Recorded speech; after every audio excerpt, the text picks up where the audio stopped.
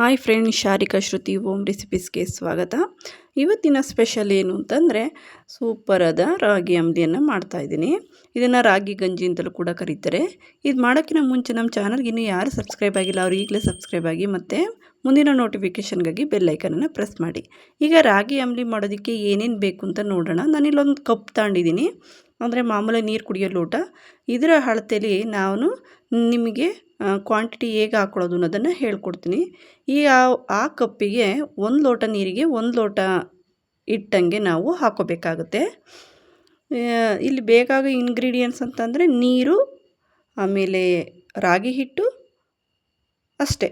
ಬೇಕಿದ್ರೆ ನೀವು ಸಾಲ್ಟ್ ಸೇರಿಸ್ಕೋಬೋದು. ಇಲ್ಲಿ ನಾನು ಸಾಲ್ಟ್ ಸೇರಿಸಿಲ್ಲ. ಸೊ ನೀರು, ರಾಗಿ ಹಿಟ್ಟು ಇವೆರಡೇ ಬೇಕಾಗೋದು. ಈಗ ರಾಗಿ ಹಿಟ್ಟನ್ನು ನಾನಿಲ್ಲಿ 3 ಕಪ್ಪು ನೀರನ್ನು ಹಾಕತ್ತಾ ಇದ್ದೀನಿ. ಒಂದು ಬೌಲ್ ತೊಗೊಂಡು ಅದಕ್ಕೆ 3 ಕಪ್ಪು ನೀರನ್ನು ಸೇರಿಸ್ಕೊತಾ ಇದ್ದೀನಿ. 3 ಕಪ್ ಆಯಿತು.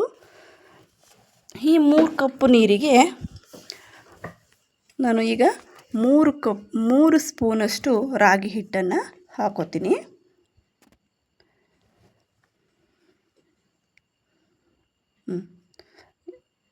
ನಾನು 3 ಸ್ಪೂನ್ ರಾಗಿ ಹಿಟ್ಟನ್ನು ಹಾಕತ್ತಾ ಇದ್ದೀನಿ.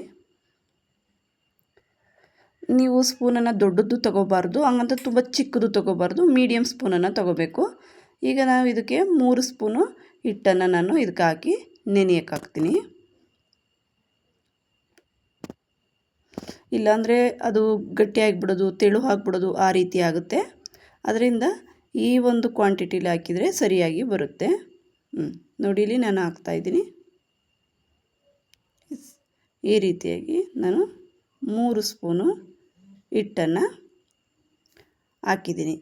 ಫುಲ್ ನೀರಿಗೆ ಹಾಕಿದ್ದೀನಿ. ನಾನು 3 ಲೋಟ ನೀರಿಗೆ ಹಾಕಿದ್ದೀನಿ. ನಾನಿಲ್ಲಿ ಸಾಲ್ಟು ತೋರಿಸ್ತಾ ಇದ್ದೀನಿ. ಸಾಲ್ಟು ನೀವು ಬೇಕಿದ್ರೆ ಯೂಸ್ ಮಾಡ್ಬೋದು, ಬೇಡ ಅಂದರೆ ಸ್ಕಿಪ್ ಮಾಡ್ಬೋದು. ಸಾಲ್ಟ್ ಹಾಕಿದ್ರೆ ಟೇಸ್ಟಾಗಿರುತ್ತೆ. ಬೇಕಾದ್ರೆ ಹಂಗೇನು ಕುಡಿತೀನಿ ಅಂದರೆ ಡಯೆಟಾಗಿ ಹಾಗೆ ಕುಡಿಬೋದು. ಓಕೆ, ಈಗ ನಾವು ಇದನ್ನು ಚೆನ್ನಾಗಿ ಮಿಕ್ಸ್ ಮಾಡಬೇಕಾಗುತ್ತೆ. ಒಂದು ಸ್ಪೂನ್ನ ಸಹಾಯದಿಂದ ಚೆನ್ನಾಗಿ ನಾವು ಈ ಒಂದು ಚೂರು ಗಂಟು ಏನು ಇರ್ದಂಗೆ ಈ ರಾಗಿ ಹಿಟ್ಟನ್ನು ನಾವು ನೀರಿನಲ್ಲಿ ಚೆನ್ನಾಗಿ ಮಿಕ್ಸ್ ಮಾಡಬೇಕು.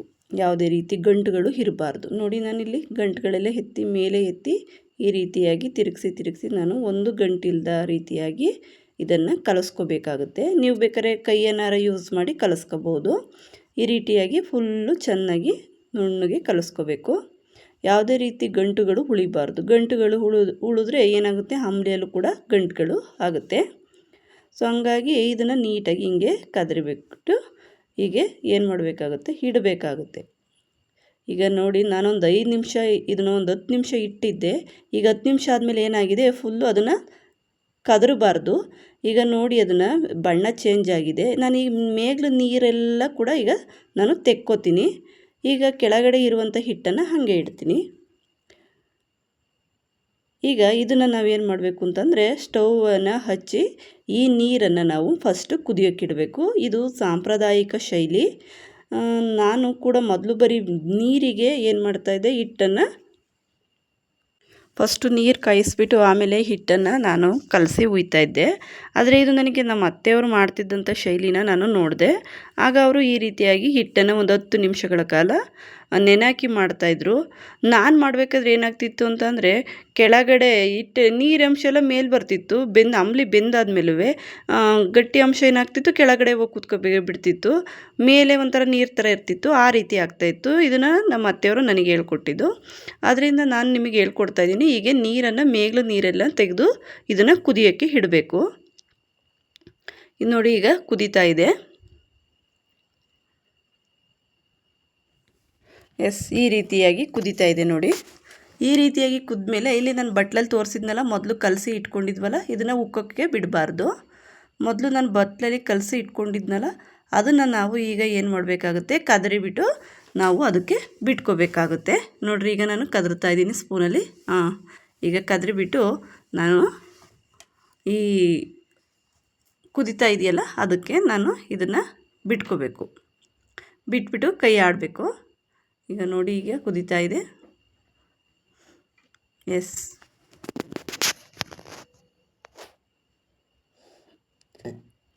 ಕುದೀತಾ ಇದೆ. ಹೀಗೆ ಅದನ್ನು ಉಯ್ಕೊಂಡು ಕದರಬೇಕಾಗುತ್ತೆ. ಸೌಟಿನ ಸಹಾಯದಿಂದ ಕದರಬೇಕು ಈ ರೀತಿಯಾಗಿ.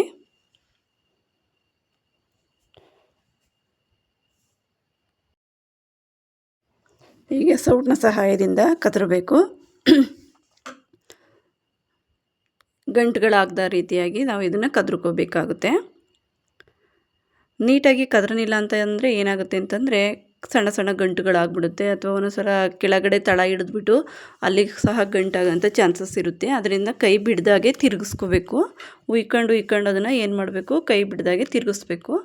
ಮತ್ತು ಒಂದೇ ಕ್ಷಣ ಬಿಡಬಾರ್ದು. ಅದು ಹಿಟ್ಟನ್ನು ಹಾಕಿದ ಮೇಲೆ ಆಗಾಗ ಅದನ್ನು ನಾವು ಕೈ ಆಡಿಸ್ತಾ ಇರಬೇಕಾಗುತ್ತೆ. ಈಗ ನೋಡಿ, ನಾನು ಸೌಟಲ್ಲಿ ಇದನ್ನು ಕೈಯಾಡಿ ಈ ರೀತಿಯಾಗಿ ಎತ್ತಿ ಒಂದೆರಡು ಸಲ ಉಯ್ತಾ ಇದ್ದೀನಿ. ಈ ರೀತಿಯಾಗಿ ಕೈ ಆಡಿಸ್ತಾ ಇರಬೇಕು ಯಾವಾಗಲೂ. ನೋಡಿ ಎಷ್ಟು ಕರೆಕ್ಟಾಗಿ ಒಂದೇ ಹದವಾಗಿ ಸೆಟ್ಟಾಗಿದೆ. ನೋಡ್ತಾ ಇದ್ದೀರಲ್ವಾ, ಕಾಣಿಸ್ತಾ ಇದೆ. ಈಗ ಇದನ್ನೆಲ್ಲ ನಾವು ಚೆನ್ನಾಗಿ ಕುದಿಸ್ಕೋಬೇಕಾಗುತ್ತೆ. ಒಂದು 5 ನಿಮಿಷಗಳ ಕಾಲ ಏನಾಗಬೇಕು, ಇದು ಇನ್ನೂ ಬಣ್ಣ ಚೇಂಜ್ ಆಗುತ್ತೆ. ತುಂಬ ಚೆನ್ನಾಗಿ ಕೆಂಪು ರಾಗಿ ಹಿಟ್ಟಲ್ಲಿ ಮಾಡಿರೋಂತೂ ತುಂಬ ಚೆನ್ನಾಗಿ ಕಲರ್ ಬರುತ್ತೆ. ಆ ರೀತಿಯಾಗಿ ನಾವು ಇದನ್ನು ಚೆನ್ನಾಗಿ ಕುದಿಸ್ಕೋಬೇಕಾಗುತ್ತೆ. ರಾಗಿ ಅಂಬಲಿ ಅಥವಾ ರಾಗಿ ಗಂಜಿ ದೇಹಕ್ಕೆ ತುಂಬ ಒಳ್ಳೆಯದು. ಹೀಟಿನ ಪ್ರಮಾಣವನ್ನು ಕಡಿಮೆ ಮಾಡುತ್ತೆ ಮತ್ತು ಹೆಲ್ದಿ ಡಯಟ್ ಫುಡ್ ಕೂಡ. ಇದನ್ನು ನಾವು ನಮ್ಮ ದಿನನಿತ್ಯದ ಒಂದು ಶೆಡ್ಯೂಲ್ಡಲ್ಲಿ ಏನು ನಾವು ಆಹಾರವನ್ನು ತಗೋತೀವಿ ಅದರಲ್ಲಿ ಬಳಸೋದ್ರಿಂದ ತುಂಬ ಒಳ್ಳೆ ಎನರ್ಜಿ ಮತ್ತು ಒಂದು ಹೆಲ್ತನ್ನು ನಾವು ಮೇಂಟೈನ್ ಮಾಡ್ಬೋದು. ಮತ್ತು ವೆಯ್ಟ್ ಲಾಸ್ ಮಾಡ್ತಾ ಇರೋರಿಗೆ ಕೂಡ ಮಾರ್ನಿಂಗ್ ಒಂದು ಕಪ್ಪು ತೊಗೊಂಡು ಮತ್ತು ನೈಟ್ ಒಂದು ಕಪ್ ತಗೊಂಡು ಅದ್ರ ಜೊತೆಗೆ ಫ್ರೂಟ್ಸನ್ನು ತಿನ್ನೋದ್ರಿಂದ ಕೂಡ ಅವರು ತಮ್ಮ ವೆಯ್ಟ್ ಲಾಸನ್ನು ಕೂಡ ಮಾಡ್ಕೋಬೋದು. ಇದಂತೂ ತುಂಬ ಬೆಸ್ಟ್ ಅಂತ ಹೇಳ್ತೀನಿ ವೆಯ್ಟ್ ಲಾಸ್ ಮಾಡೋರಿಗೆ. ಯಾಕೆಂದರೆ ಸುಮ್ಮನೆ ಊಟ ಬಿಡೋದಕ್ಕಿಂತಲೂ ಈ ಥರ ಲಿಕ್ವಿಡ್ ಐಟಮ್ಗಳನ್ನು ತಗೋಬೋದು ಮತ್ತು ಇದರಲ್ಲಿ ಎನರ್ಜಿನೂ ಕೂಡ ಸಿಗುತ್ತೆ. ಇದು ಈ ರೀತಿಯಾಗಿ ಅಂಬಲಿ ಮಾಡೋದು ಚಿಕ್ಕಮಗಳೂರು, ಹಾಸನ ಮತ್ತು ಕಡೂರು, ಬೀರೂರಲ್ಲಿ ತುಂಬ ಫೇಮಸ್ಸು. ಎವ್ರಿ ಡೇ ಅವರು ಊಟದ ನಂತರ ಅಂಬಲಿಯನ್ನು ಮಾಡೇ ಮಾಡ್ತಾರೆ. ನನಗೂ ಕೂಡ ಆಮೇಲೆ ಸಹ ಇದು ಗೊತ್ತಾಗಿದ್ದು. ಮೊದಲು ಬಿಗಿನಿಂಗ್ ನಾವು ಕೂಡ ಇದನ್ನು ಮಾಡ್ತಾ ಇರಲಿಲ್ಲ. ಆಮೇಲೆ ನನಗೆ ನಮ್ಮ ಅತ್ತೆಯವ್ರ ಮನೆ ಕಡೆಯಿಂದ ಎವ್ರಿ ಡೇ ಅಂಬಲಿಯನ್ನು ಮಾಡೋವಂಥದ್ದು ಒಂದು ಸಂಪ್ರದಾಯ ಬೆಳೀತು. ನಾನೇನು ಮಾಡ್ತಾಯಿದ್ದೆ ಅಂದರೆ ಬಿಗಿನಿಂಗು ನೀರಿಟ್ಬಿಟ್ಟು ಅದಕ್ಕೆ ಕದರಿಬಿಟ್ಟು ಬಿಡ್ತಾಯಿದ್ದೆ. ಅದರಿಂದ ಅದೇನಾಗ್ತಿತ್ತು ಅಂದರೆ ರಾಗಿ ಹಿಟ್ಟಿನ ಇದೇನಿರುತ್ತೆ ಅದು ಪುಡಿ ಅಂದರೆ ಹಿಟ್ಟು ಎಲ್ಲ ಹೋಗಿ ಕೆಳಗಡೆ ಸೇರ್ಕೊಬಿಡ್ತಿತ್ತು. ಮತ್ತು ನೀರಂಶ ಏನಿರ್ತಿತ್ತು ಅದು ಮೇಲೆ ಬಂದಿರ್ತಿತ್ತು. ಈ ರೀತಿ ಆಗ್ತಿತ್ತು. ನಾನು 1-2 ಅಂಬಲಿ ಮಾಡಿ 1-2 ಅವರ್ ಆದಮೇಲೆ ಆ ರೀತಿ ಆಗ್ತಾಯಿತ್ತು. ನನಗೆ ಯಾಕೆ ಈ ಥರ ಆಗ್ತಿದೆ ಅಂತಲೇ ಗೊತ್ತಾಗ್ತಿತ್ತಿಲ್ಲ. ಆಮೇಲೆ ನಮ್ಮ ಅತ್ತೆಯವ್ರು ಮಾಡೋದು ನೋಡಿದೆ ಒಂದಿನ. ಆಗ ಅವ್ರು ಏನು ಮಾಡಿದ್ರು, ಒಂದು 10 ನಿಮಿಷ ಅದನ್ನು ನೆನೆ ಹಾಕಿ ಅಥವಾ ಅವರೊಂದು ಅರ್ಧ ಗಂಟೆನೇ ಬಿಡ್ತಾರೆ. ಅದಾದಮೇಲೆ ಅದನ್ನ ಮೇಗ್ಲದ ಹುಯ್ದುಬಿಟ್ಟು ಮಾಡಿರೋ ಅದು ತುಂಬ ಟೇಸ್ಟಾಗಿ ಬಂದಿತ್ತು. ಮತ್ತು ಸಮ್ಮರ್ಗೂ ಕೂಡ ಇದು ತುಂಬ ಸ್ಪೆಷಲ್ಲು. ಸಮ್ಮರ್ಗೆ ತುಂಬ ಹೀಟಾಗೋದು ಮತ್ತು ಇದಕ್ಕೆಲ್ಲ ಇದು ತುಂಬ ತಂಪನ್ನು ಕೊಡುತ್ತೆ ರಾಗಿ ಅಂಬಲಿ. ನಮ್ಮ ಹೆಲ್ದಿ ಡಯಟ್ ಫುಡ್ಡಲ್ಲಿ ಇದನ್ನು ನಾವು ಸೇರಿಸ್ಕೋಬೋದು.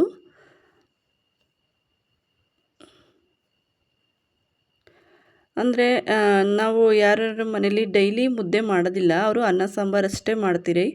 ಅದ್ರ ಜೊತೆಗೆ 1 ಗ್ಲಾಸ್ ಅಂಬಲಿಯನ್ನು ಮಾಡೋದ್ರಿಂದ ಅಥವಾ ರಾಗಿ ಗಂಜಿಯನ್ನು ಮಾಡೋದ್ರಿಂದ ತುಂಬ ಸಫಿಷಿಯೆಂಟ್ ಅನಿಸುತ್ತೆ ಊಟ. ತುಂಬ ಚೆನ್ನಾಗಿ ಹೊಟ್ಟೆ ತುಂಬುತ್ತೆ ಮತ್ತು ಹೆಲ್ದಿನೂ ಕೂಡ. ನಾನಿದನ್ನು ಮೊಸರು ಮತ್ತು ಈರುಳ್ಳಿ, ಕೊತ್ತಂಬರಿ ಸೊಪ್ಪು ಹಾಕಿ ಈಗ ನಾನು ಅದನ್ನು ಇಳಿಸ್ಬಿಟ್ಟು ತಣ್ಣಗಾದಮೇಲೆ ಈ ಲೋಟಕ್ಕೆ ಸರ್ವ್ ಮಾಡ್ಕೊಂಡಿದ್ದೀನಿ. ನೋಡಿ ಎಷ್ಟು ಚೆನ್ನಾಗಿ ಕಾಣ್ತಾ ಇದೆ ಅಂತ. ತುಂಬ ರುಚಿಯಾಗಿರುತ್ತೆ.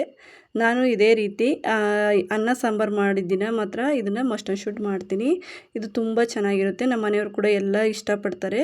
ನೀವು ಒಂದು ಸಲ ಟ್ರೈ ಮಾಡಿ ನೋಡಿ ಮತ್ತು ನಿಮ್ಮ ಅನಿಸಿಕೆಯನ್ನು ಕಮೆಂಟ್ ಮೂಲಕ ನನಗೆ ತಿಳಿಸಿ. ಮತ್ತು ನೆಕ್ಸ್ಟ್ ಯಾವ ರೆಸಿಪಿ ಬೇಕು ಅದನ್ನು ನೀವು ಹೇಳ್ಬೋದು.